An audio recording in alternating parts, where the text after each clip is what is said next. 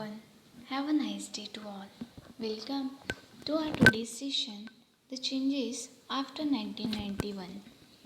1991 के बाद जो भी चेंजेस हुए भारत में, हम उसके बारे में पढ़ेंगे.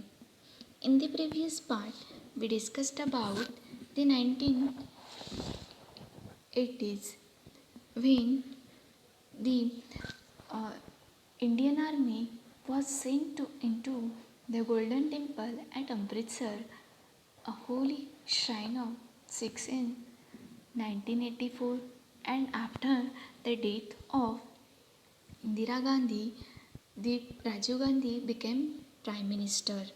All these things we discussed in the previous part. Today we will see the changes after 1991.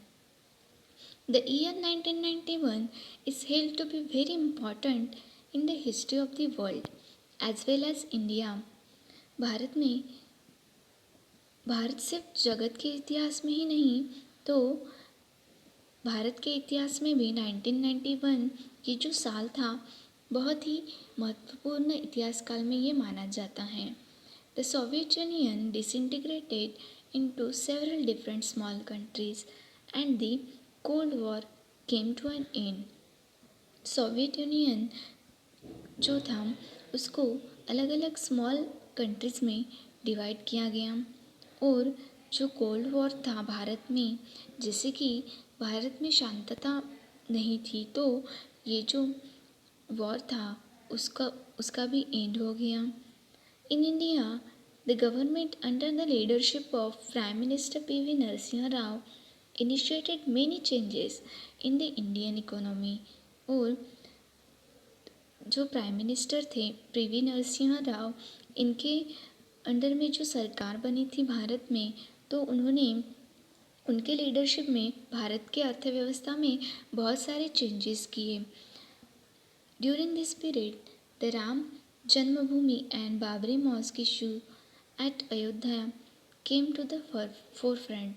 और राम जन्मभूमि और बाबरी मस्जिद जो कि अयोध्या में थे तो इनके जो इश्यूज थे वो भी सामने आए.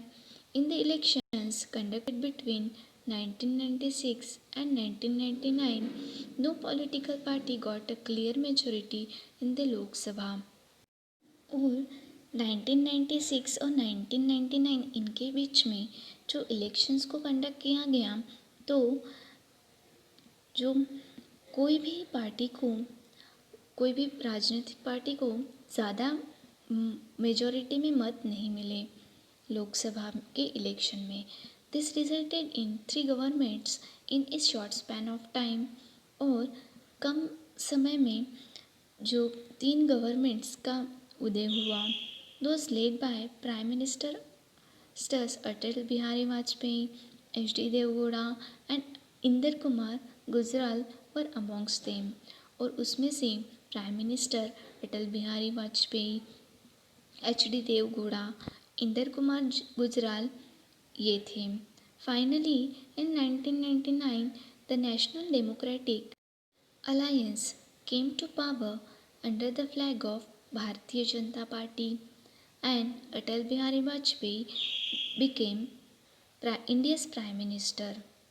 और 1991 में नेशनल डेमोक्रेटिक अलायंस सत्ता में आए जिनका चिन्ह भारतीय जनता पार्टी ऐसे था.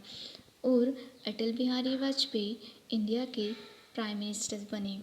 अटल Bihari Vajpayee tried to establish a dialogue with Pakistan but was not successful. अटल बिहारी वाजपेयी इन्होंने पाकिस्तान के साथ अपना संवाद करने की कोशिश की ताकि भारत और पाकिस्तान के बीच अच्छे रिलेशन हो, but he was not successful.